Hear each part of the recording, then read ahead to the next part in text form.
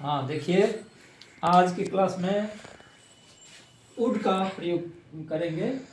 Model auxiliary verb में would का प्रयोग करना सीख रहे हैं।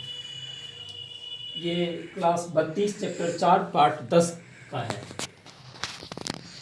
और इसमें वुड का प्रयोग कैसे होता है इसके बारे में देखिए क्या कहता है। वुड भी एक मॉडल ऑक्सिलरी वर्ब है। चूंकि हमने पढ़ाया है पहले से ही मॉडल ऑक्सिलरी वर्ब, जिसमें प्रत्येक मॉडल ऑक्सिलरी वर्ब का एक खास विशेषता होती है। क्या विशेषता होती है कि सब्जेक्ट के बाद या मॉडल ऑक्सिलरी वर्ब की ये विशेषता होती है कि साधारणतः वह सभी सब्जेक्ट के साथ एक समान प्रयुक्त हो सकता है। जैसे he would, I would, you would, they would, Ram would सबके साथ एक जैसा होगा। और इसी तरह जितना भी ऑक्सिलरी वर्ब होता है वो सब के साथ। दूसरा ये क्या है विशेषता कि वुड का जो प्रयोग होगा तो उसके बाद आने वाला जो प्रिंसिपल वर्ब होगा हमेशा भी-वन रूप में होगा। ये बात हमको पहला नंबर रूल में हर एक में कहना पड़ता है। आप कह सकते हैं, पूछ सकते हैं कि एक ही बार क्यों न बोल देते हैं एक में, उसी से सब में हो जाएगा। अब किसी को सेल का प्रयोग सीखना है, कोई वुड का प्रयोग देखना चाह रहा है, तो पिछला में कुछ अगर हम बोले रहेंगे तो वुड का प्रयोग इसमें जो हम अभी बता रहे हैं तो उसका रेफरेंस इसमें कैसे आएगा। इसलिए प्रत्येक में इसका रेफरेंस देना पड़ता है। वुड भी एक मॉडल ऑक्सिलरी वर्ब है। इसका प्रयोग सभी सब्जेक्ट के साथ एक समान होता है। सब सब्जेक्ट के साथ होता है एक समान। और वुड के बाद भी वन लगता है। वुड के बाद वर्ब का असली रूप लगता है। जैसे I would go to Delhi, he would come here. अब इसमें देखिए वुड प्लस इसमें यू के बाद एल लगता है। वुड प्लस नोट का शॉर्ट फॉर्म में वुडंट होता है। जैसे you wouldn't have seen the tiger, आपने बाघ नहीं देखा होगा। वुड बी हेल्प यू, क्या मैं आपकी मदद करूं। इस अर्थ में वुड का प्रयोग हम करते हैं। यहाँ इंट्रोगेटिव नेगेटिव हो गया और यहाँ वुड भी है तो इसमें हम चाहेंगे तो वुडंट दे सकते हैं। वुडंट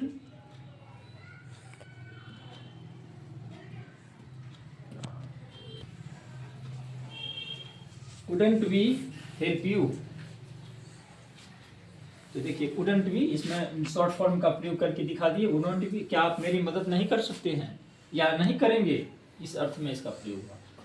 विल का पास्ट टेंस में वुड होता है। अब एक चीज इसको ध्यान से समझना, विल का पास्ट टेंस में वुड होता है। अगर हम वर्तमान में किसी फ्यूचर के बारे में चर्चा करना चाहते हैं कि मैं कल पटना जाऊंगा, तो उस फ्यूचर के लिए जो फ्यूचर की अब आने वाला है, वर्तमान के आगे आने वाला है, उसको विल से सूचित करें। और जो फ्यूचर बीत चुका है, बीते समय में जिस फ्यूचर का हमने कभी चर्चा किया था, जैसे आज हम 1 महीना पहले बोले थे कि कल पटना जाएंगे, तो अब जिस कल के बारे में हम पटना जाने की बात कहते हैं वह समय अब रखा हुआ नहीं है, वो बीत चुका है। ऐसे बीते हुए समय को हम विल के द्वारा संबोधित नहीं कर सकते। उसके लिए हमको वुड का प्रयोग करना पड़ता है। वही कहना हुआ कि विल का की जगह पर कभी कभी पास्ट टेंस जब आता है, पास्ट टेंस में जब प्रयोग करना होता है तो विल का पास्ट टेंस में वुड हो जाता है।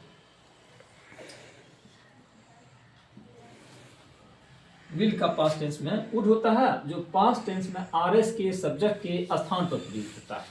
ये नरेशन की बात है, डायरेक्ट नरेशन में रहेगा रिपोर्टिंग में पास्ट टेंस में। तो Ram said to me I shall help you, I shall help you. तो यहाँ पास्ट टेंस में है, इसलिए बीते समय का बोध करा रहा है। यही कारण है कि Ram told me, said past said जो है टोल्ड में चेंज हो जाता है। Ram told me that he would help me. यहाँ सेल का शुड हो जाना चाहिए, लेकिन यहाँ अगर आई का या आई उतर जाता तब तो सेल का शुड हो जाता, लेकिन यहाँ पर आई का बदल जाएगा ही में, तो इसलिए ही के अनुसार विल होता है।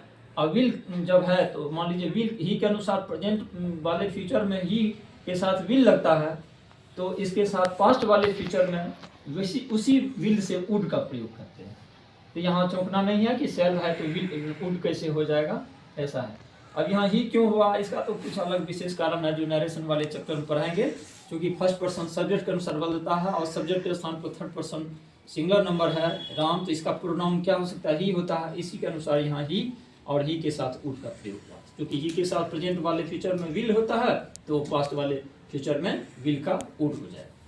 यही कहना हुआ, इस रूल का यही सेंस हुआ कि पास्ट टेंस में वुड होता है, जो पास्ट टेंस में आरएस, माने इसको रिपोर्टेड स्पीच कहते हैं आरएस, इसके सेल को, आरएस का जो सेल है उसको वुड में चेंज कर देते हैं। अब देखिए वुड का प्रयोग इसके अतिरिक्त अन्य अर्थ में भी होता है।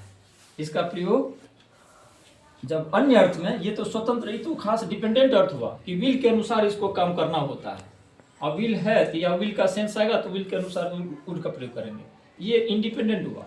अब इसका कुछ स्वतंत्र प्रयोग भी होता है, अधिकांश इसका स्वतंत्र रूप से ही प्रयोग होता है। वुड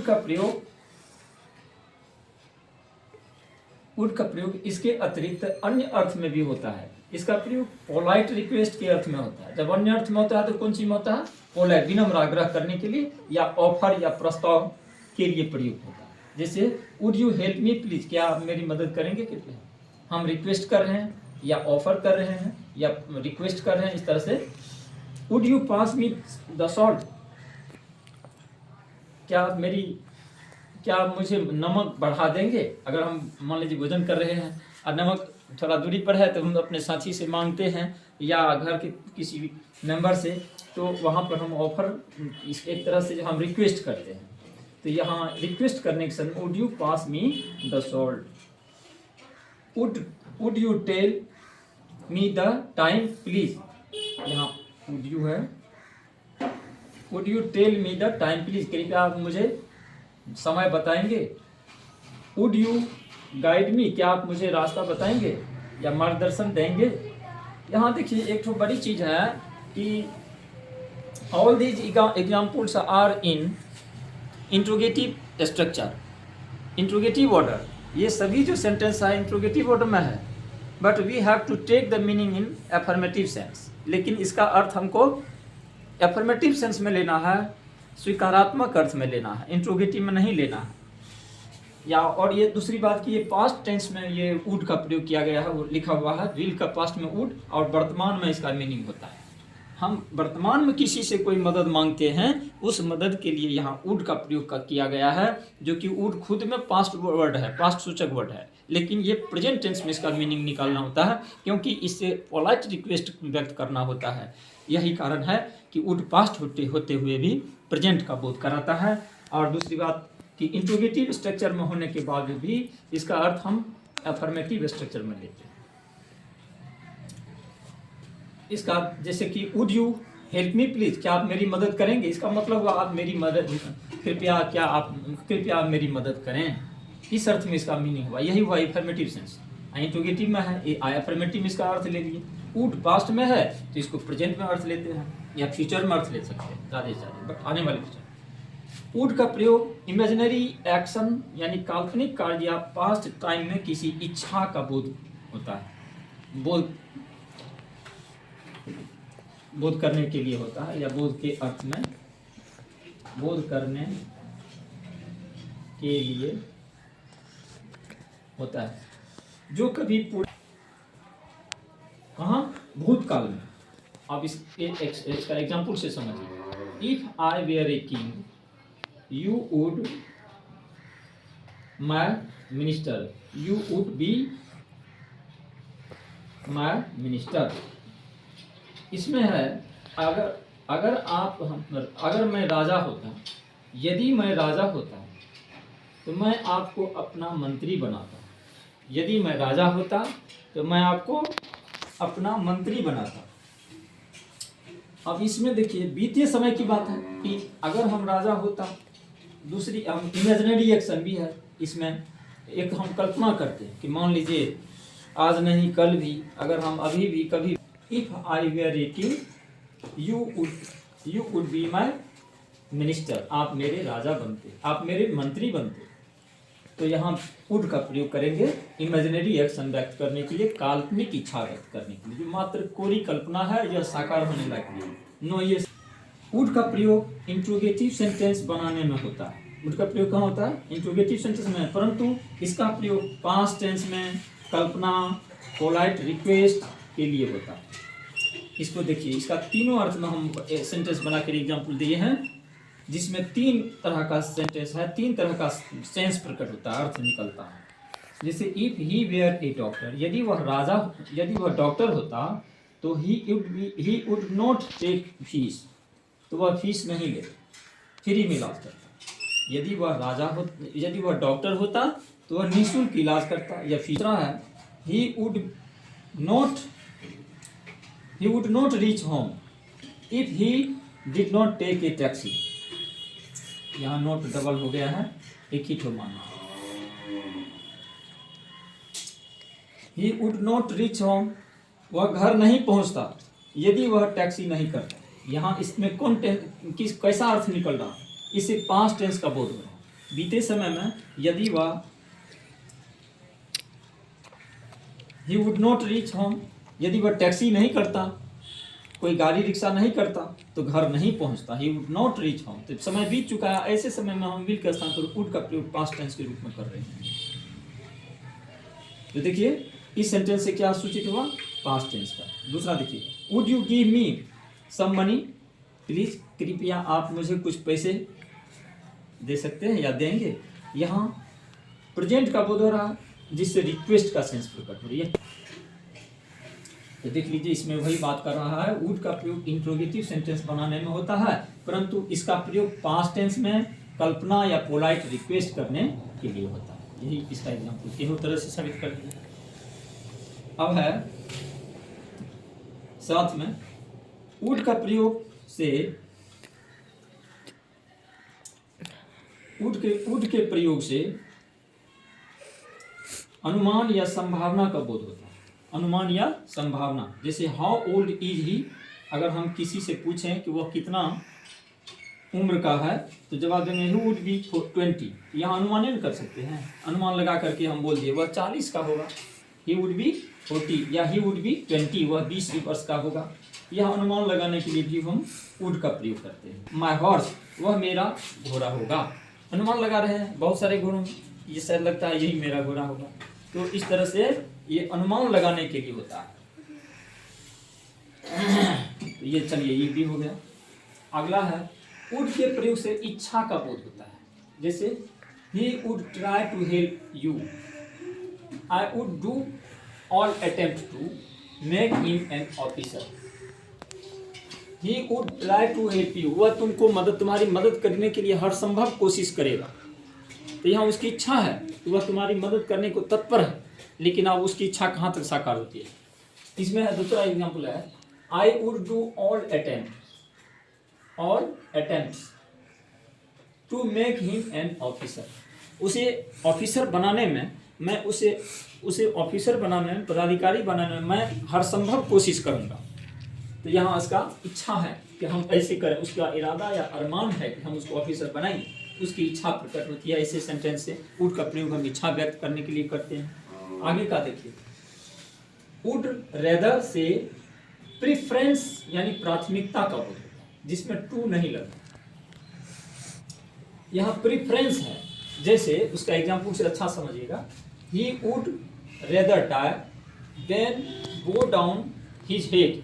बो डाउन मन होता है झुकाना, हेड मन होता है सिर झुकाना। ही वुड रेदर डाई, इसका मतलब हुआ कि वह सिर झुकाने की बजाय मर जाना पसंद करेगा। वह सिर झुकाने की बजाय मर जाना पसंद करेगा। इसमें दो ऑप्शन है, सिर झुकाना पड़ेगा और नहीं तो मर जाना पड़ेगा। इसमें से वह एक चीज को चुनना है। इसी चुनाव को प्रेफरेंस कहते हैं, प्राथमिकता कहते हैं। किसी दो ऑप्शन में से एक को प्राथमिकता देनी है। इस प्राथमिकता के लिए हम रेदर देन का प्रयोग करते हैं। किसका करते हैं? रेदर, वुड रेदर का। किसका प्रयोग करते हैं? वुड रेदर, और रेदर के बाद देन का प्रयोग करना पड़ता है। इसीलिए वुड रेदर से प्रेफरेंस का बोध होता है, जिसमें टू नहीं लगता। आप ध्यान रखना है कि ही वुड रेदर डाई, यहाँ जो ये डाई लिखे हैं ये डाई भार इंफिनिटिव है, इसमें टू होना चाहिए, लेकिन टू साइलेंट रहेगा। यही बात कहता है कि जिसमें टू नहीं लगता, अर्थात वर्ब के पहले, इंफिनिटिव के पहले उसका जो सिंबल है टू, वो नहीं लगता। तो आप इस रूल को अच्छा से समझोगे इस एग्जाम्पल के द्वारा। दूसरा एग्जाम्पल देखिए, Ram would rather read than talk.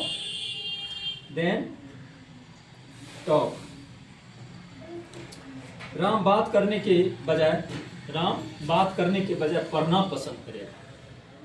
Ram would rather read, Ram बात करने के बजाय पढ़ेगा, राम बात करने के बजाय पढ़ेगा। यहाँ दो ऑप्शन है, पढ़ना और बात करना, उसमें एक चीज़ का चुनाव करता हूँ।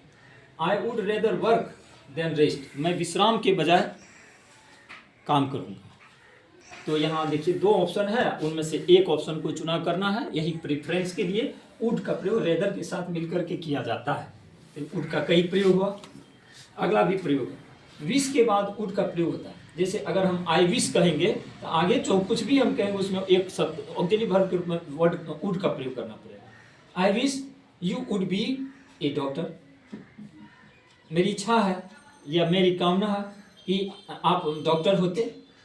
I wish you would leave me alone, मैं तो सोचता था, मेरी तो इच्छा थी कि आप मुझे अकेले छोड़ देंगे। इस अर्थ में इच्छा प्रकट करना हुआ। दूसरी बात की है, आई विश के बाद जो आने वाला कोई भी सब्जेक्ट होगा तो उस सब्जेक्ट के बाद वुड का प्रयोग। अगला है would plus past participle. Would plus past participle के प्रयोग से यह बोध होता है कि भूतकाल में कोई कार्य नहीं हुआ क्योंकि उसके होने का शर्त पूर्ण नहीं हुआ था। जैसे देखिए, if he had called me I would surely come here, I would, हाँ ठीक है, यही ठीक है। यदि वह मुझे कॉल किया होता, यदि मुझे वह बुलाया होता तो मैं उसके पास या यहाँ अवश्य ही पहुँचा होता, निश्चित रूप से पहुँचा होता। तो यहाँ कौन सी हुआ, भूतकाल में कोई क्रिया होना चाहिए था, जो एक शर्त पूरा नहीं हुआ तो दूसरा शर्त भी। शर्त ये था कि हमको कॉल करता, बुलाता, अब बुलाने की शर्त पर हम जाते, तो न बुलाया मैं न गया। इसीलिए इसमें वुड प्लस पास्ट पार्टिसिपल से शर्त का बोध होता है, जिस शर्त के पूरा नहीं होने पर पास्ट टाइम में कोई काम नहीं हो सका। जैसे if he had called me I would surely come here. If you have invited me, यदि तू मुझे आमंत्रित किया होता तो I would surely take part in the function, तो मैं निश्चय ही फंक्शन में भाग लिया होता, कार्यक्रम में शामिल हुआ होता। तो इस अर्थ में देखिए वुड प्लस पास्ट पार्टिसिपल से भूतकालिक क्रिया का बोध होता है, जो एक शर्त के पूरा नहीं होने पर दूसरा शर्त नहीं हुआ, दूसरा काम नहीं हुआ। लास्ट रूल है 12 में, इससे कभी कभी इम्पॉसिबल कंडीशन यानी असंभव परिस्थिति का बोध होता है। कोई काम असंभव सा है, उस बात को बताने के लिए वुड का प्रयोग होता है। जैसे if a tiger came into the room, what would you do? यदि बाघ चला आवे रूम में तो तुम क्या करोगे? ये क्या हो गया? असंभव परिस्थिति खड़ा करना हो। और ऐसे असंभव परिस्थिति के लिए हम बोलते हैं कि if a tiger came into the room, कम होगा तो व्हाट वुड यू डू?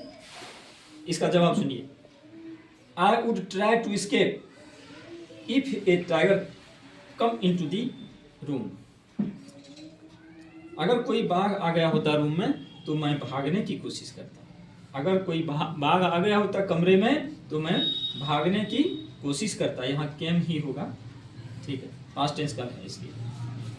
तो इस प्रकार देखिए कि यहाँ कभी कभी इम्पॉसिबल कंडीशन व्यक्त करने के लिए होता है। तो विल से बना हुआ जो पास्ट टेंस में वुड होता है, इसका विल के अनुसार भी प्रयोग होता है और इसका स्वतंत्र अर्थ में कई प्रयोग होता है, जिसके बारे में हम विस्तार से आपको आज वुड के बारे में पढ़ाए हैं। आज वुड के बारे में जितने भी इम्पोर्टेंट रूल्स हैं उसको आप समझे और पूरी तरह से बता दिए हैं। आगे की क्लास में फिर अगला पॉइंट बताएंगे नेक्स्ट में। आज का क्लास यहीं पर संपन्न होता है।